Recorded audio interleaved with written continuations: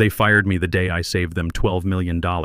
Not metaphorically saved. Literally prevented a federal lawsuit that would have bankrupted 3 departments and sent our CFO to prison.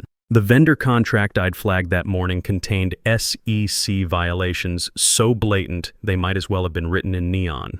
But Kyle Brennan didn't want to hear about problems. He wanted signatures and speed, so naturally he fired the guy who actually read the contracts. But I'm getting ahead of myself. Back then they called me the contract architect. Some said it with respect. Others rolled their eyes like I was the hall monitor of legal. Always there, always unnoticed, always somehow holding the place together. My official title was Senior Contracts Manager. 16 years deep at TechFlow Solutions.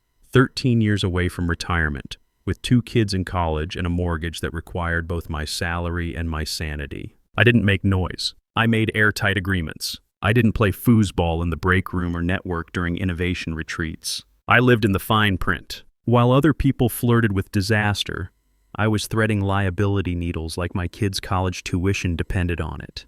Which it did. Give me a red pen, a 30-page draft from sales, and a cup of burnt office coffee, and I was happier than a retriever with a tennis ball. I loved it.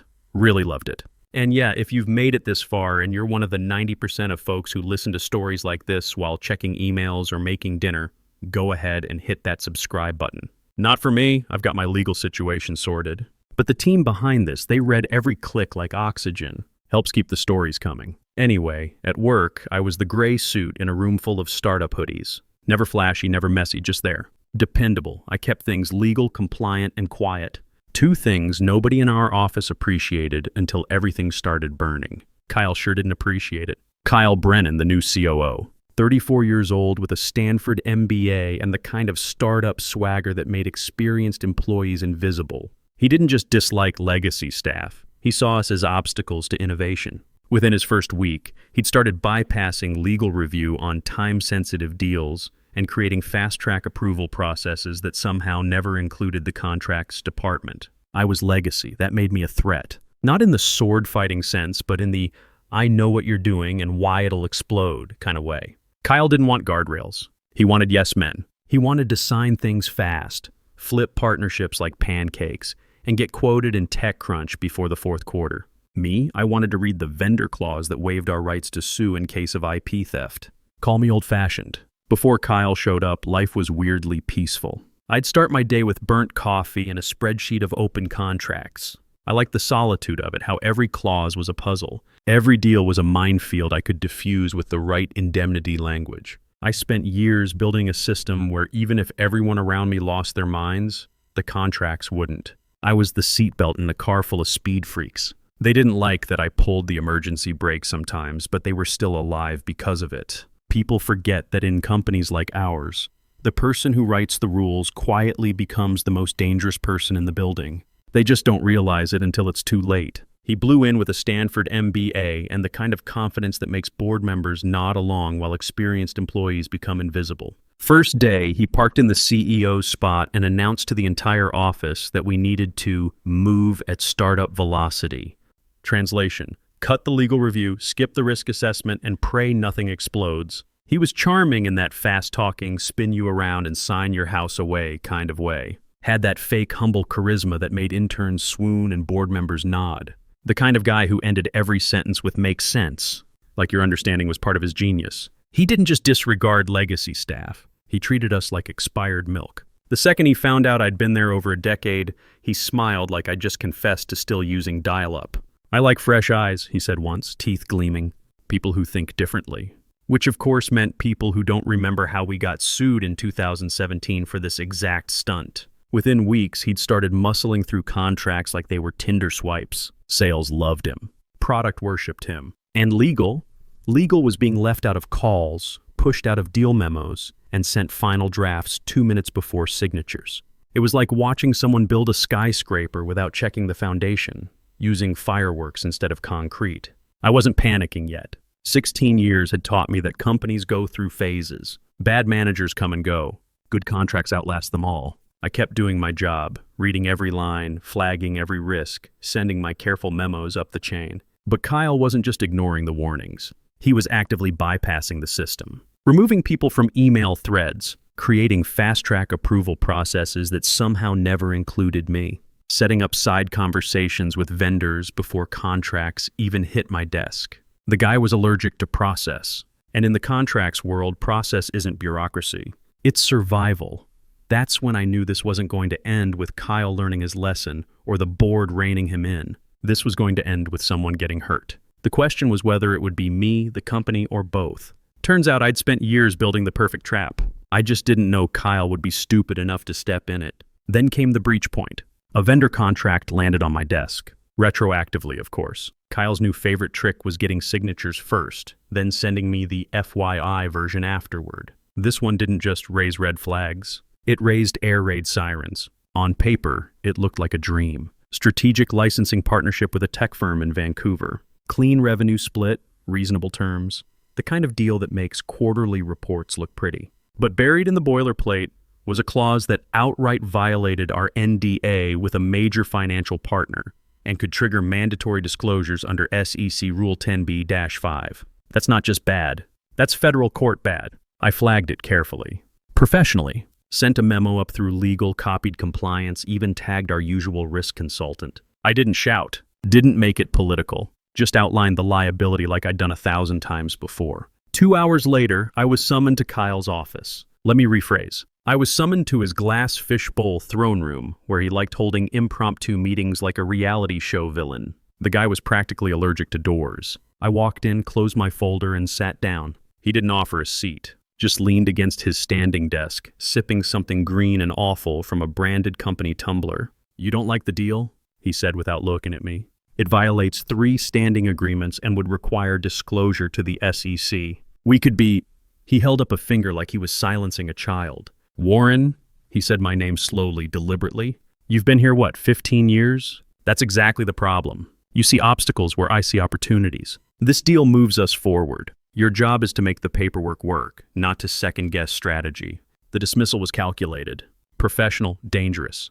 "The SEC disclosure isn't optional," I said. "It's federal law." Kyle leaned back, studying me like I was a broken piece of equipment. "We need people who solve problems, not create them. Legal archaeology might have worked in the old days, but we're building the future here. Stay in your lane and let the grown-ups handle strategy."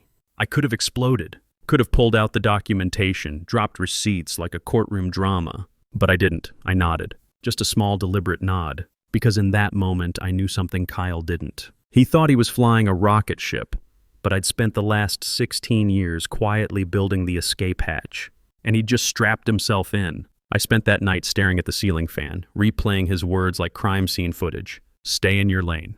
Legal archaeology. No one reads the fine print. My jaw hurt from clenching. Not because he insulted me, that part was expected, but because I knew what he was about to unleash on the company. And the board had no clue. I wasn't just thinking about my job. I was thinking about the multi-million-dollar lawsuits that were going to rip through this place like a chainsaw in a bouncy house. My mortgage, my kids' tuition bills. 13 years until retirement, and this guy was about to torch the whole operation. So I followed protocol, because I am protocol. First, I drafted a compliance summary outlining the violations in that vendor contract, cited every clause, every SEC disclosure risk, cross-referenced it with prior precedent. No emotion, no opinions, just pure risk analysis. Then I escalated it, copying legal, compliance, even our internal risk management officer. Quietly, I didn't go full sirens blaring. I let the facts speak, and then I waited. 2 days passed. Radio silence. On the 3rd day, I got an invite. Subject line, contract alignment touchpoint.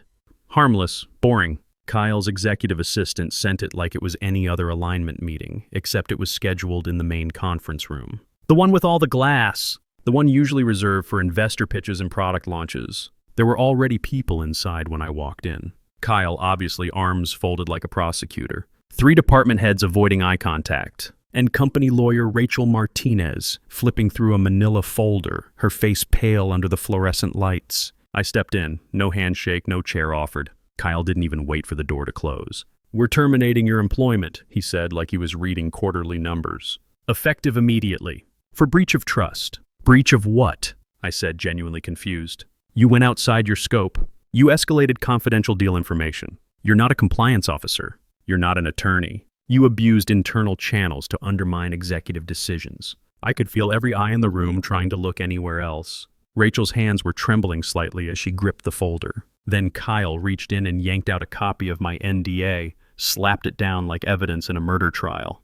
This agreement includes confidentiality and non-disparagement provisions. Any discussion of internal matters outside approved channels constitutes a violation with personal financial liability. His smile was cold, calculated. He thought he'd just ended my career and my financial future in the same breath. That's when I saw it. Not the NDA Kyle had, mine. The one I'd written years ago, back when our then general counsel asked me to revise our standard contract for legal staff and senior contract managers. We were dealing with sensitive regulatory issues, and he wanted anyone raising red flags to be shielded.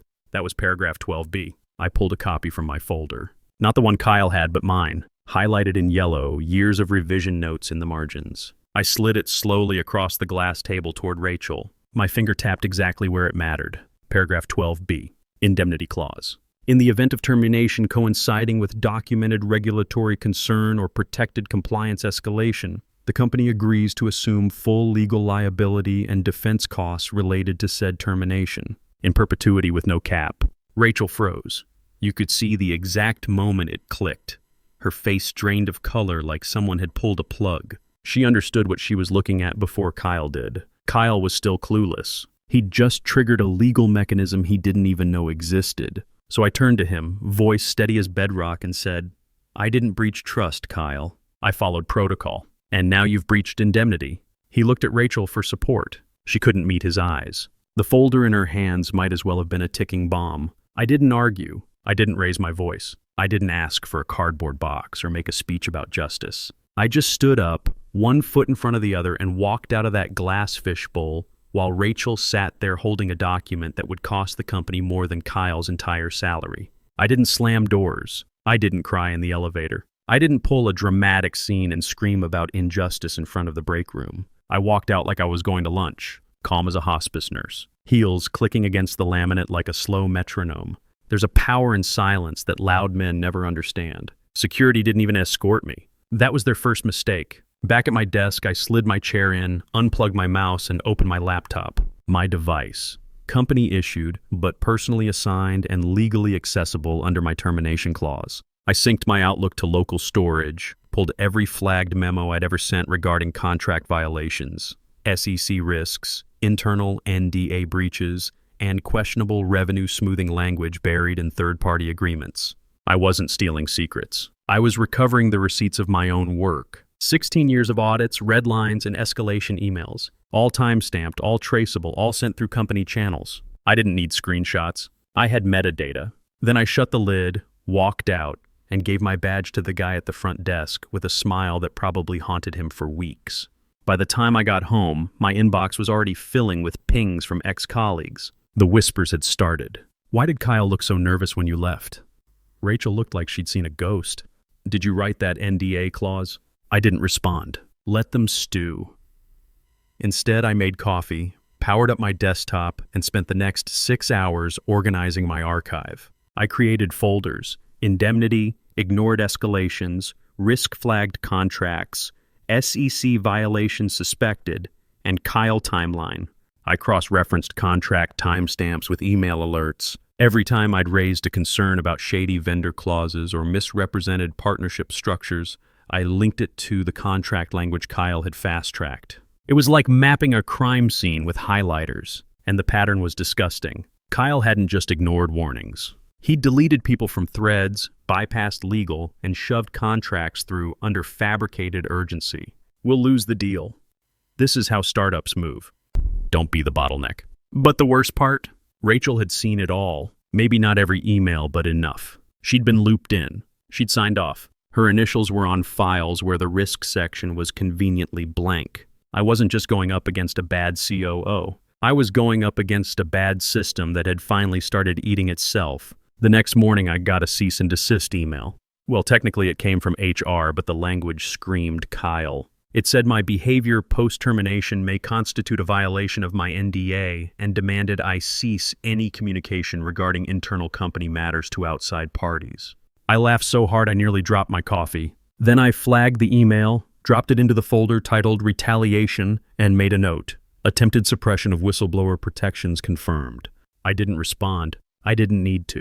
The indemnity clause had already activated. Their attempt to scare me into silence only built my case. From what I heard later, the panic started 3 days after I left. Legal called an emergency meeting. Rachel didn't show. Kyle started snapping at people in hallways. The board sent a routine inquiry about pending contracts. People started asking why the entire new vendor pipeline was frozen. And somewhere in the background, my attorney was sharpening her pen. Her name was Patricia Kane, and she didn't smile unless it was to bare teeth. Employment litigator by trade, velociraptor by temperament. 3 years ago, I'd recommended her to our former general counsel when a VP tried to claim a junior staffer misunderstood what a closed-door meeting meant. She'd settled the case so fast it made HR dizzy, and the VP was gone within a week. Patricia specialized in corporate retaliation cases, had a reputation for turning bad terminations into career-ending lawsuits for executives.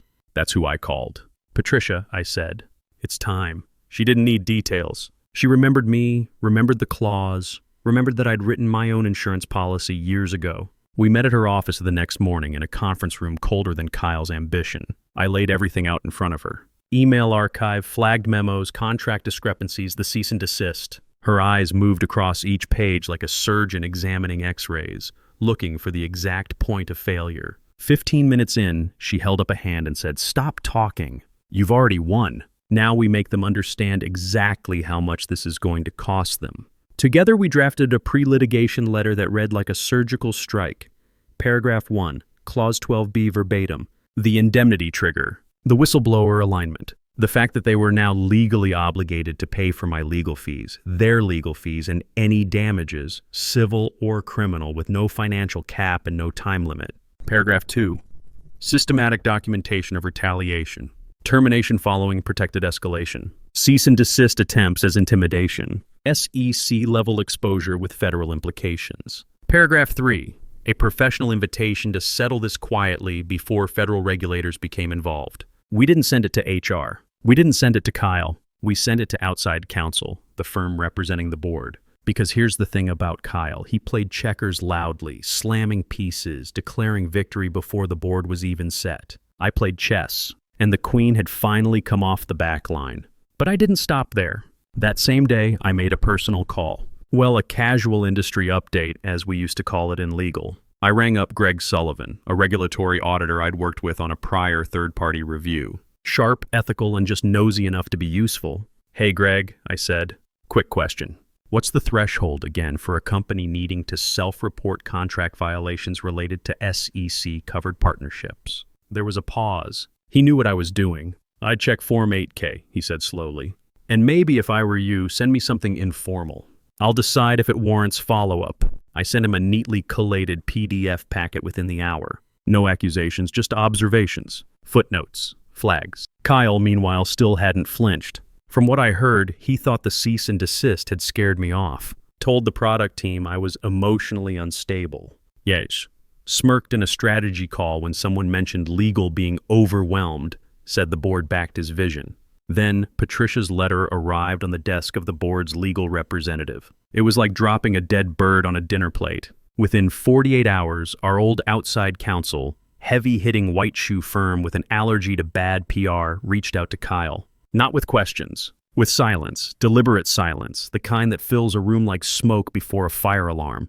Because the moment the board's lawyers confirmed 12B was real and enforceable, and that all my communications were documented, traceable, and backed by regulatory precedent, Kyle became a liability. They didn't call me. They didn't need to. Patricia got the message first. "We are reviewing the matter internally. Please refrain from formal escalation until we've had time to assess." Translation, we believe you.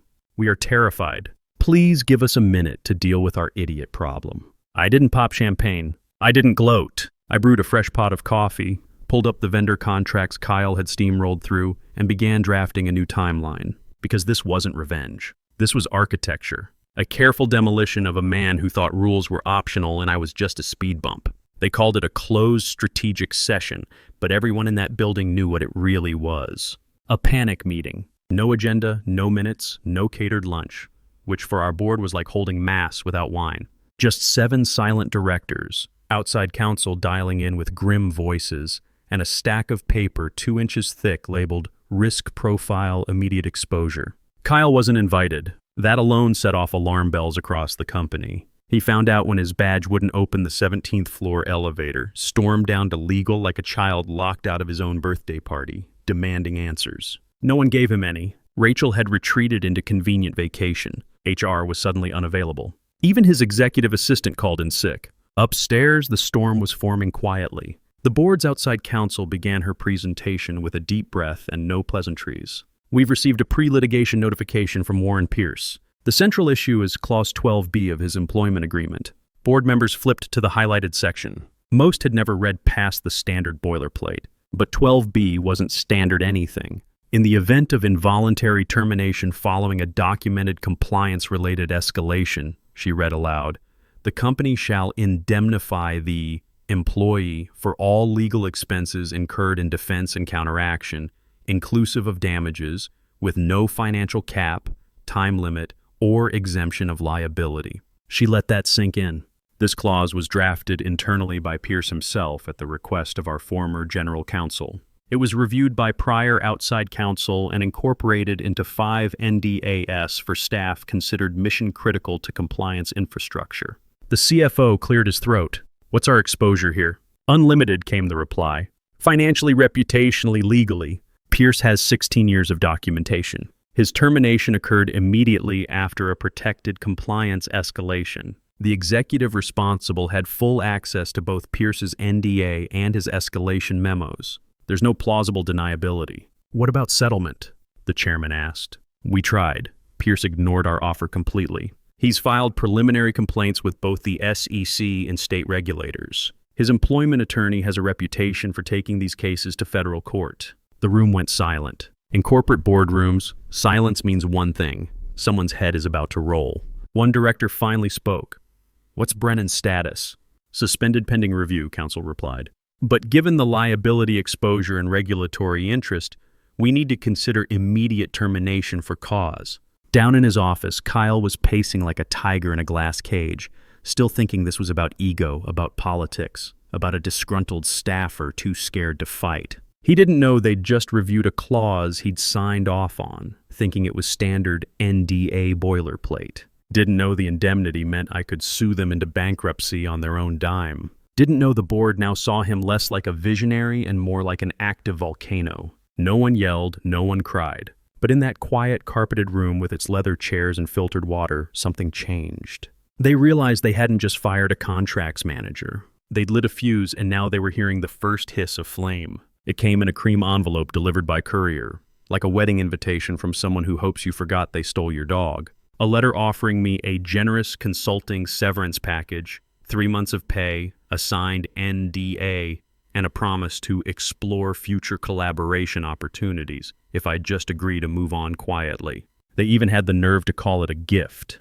Patricia read it over, chuckled once, and slid it back across the table like it was covered in bed bugs.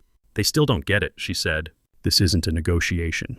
It's a funeral. They just haven't picked the casket yet." I declined. No drama, no counter, no angry reply. I simply ignored it. Instead, I compiled one final document, the memo. I took my original termination notice, highlighted the timeline of events, attached the flagged contract, my escalation emails, the cease and desist, and the 12B clause. Then I added a cover sheet, submitted in good faith under federal and state compliance protections, for review. I didn't even sign my name at the bottom. I let the facts do the talking. Then I hit send, one email to the SEC, one to the state's Office of Financial Regulation, and one to Greg, my auditor contact, who replied 2 hours later with, "Holy hell, buckle up." Back at TechFlow, legal initiated what they called a comprehensive compliance review, corporate speak for find out how bad this really is. Behind closed doors, it was a full forensic audit. They reopened every vendor agreement Kyle had pushed through, subpoenaed internal communications, and interviewed sales staff about fast-tracked approvals. The results were devastating. Kyle had bypassed legal review on 14 separate contracts worth over $40 million. 3 contained SEC disclosure violations. 2 had NDA conflicts with existing partnerships. One vendor agreement essentially gave away intellectual property rights that would have taken years to recover. Word spread fast in the tight corporate community. New deal flow froze. Clients sent nervous emails about governance concerns. One enterprise partner delayed a $12 million renewal pending clarity on internal processes. Another pulled out entirely, citing regulatory uncertainty.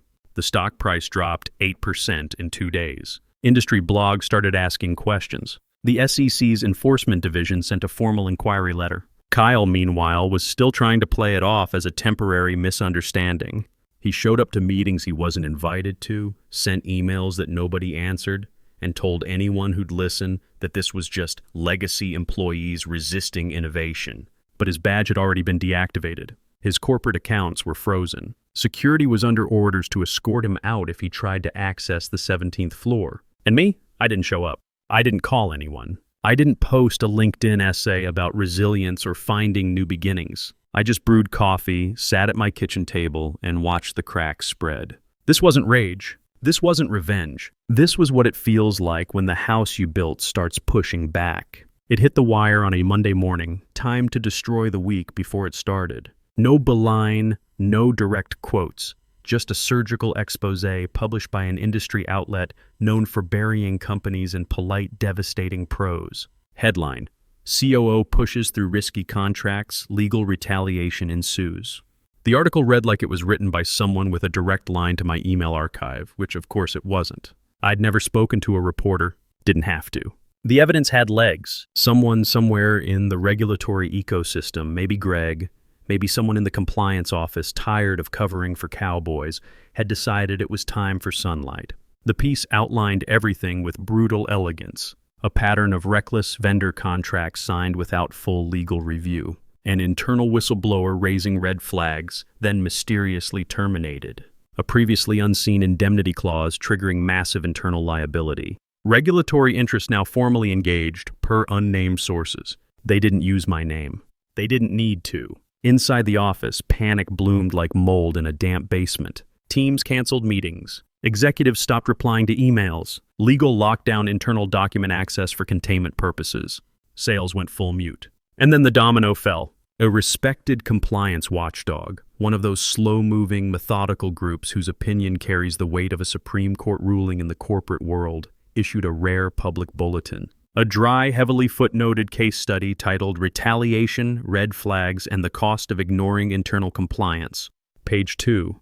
This case sets a precedent for how termination following documented compliance escalation may trigger binding indemnity clauses and potential SEC exposure. There it was in ink in the public record. Not just validation, canonization. The board met again 72 hours later. This time, the vote was unanimous. Kyle Brennan is terminated for cause effective immediately, the chairman announced. No severance, no vesting, no references. Kyle found out when his badge wouldn't work at the front entrance. Security was waiting with a box containing his personal items and a formal termination letter. Witnesses said he stood there for a full minute, holding the letter like it was written in a foreign language. The industry response was swift and brutal. TechCrunch ran a story titled, When Startup Speed Meets Corporate Compliance, a Case Study.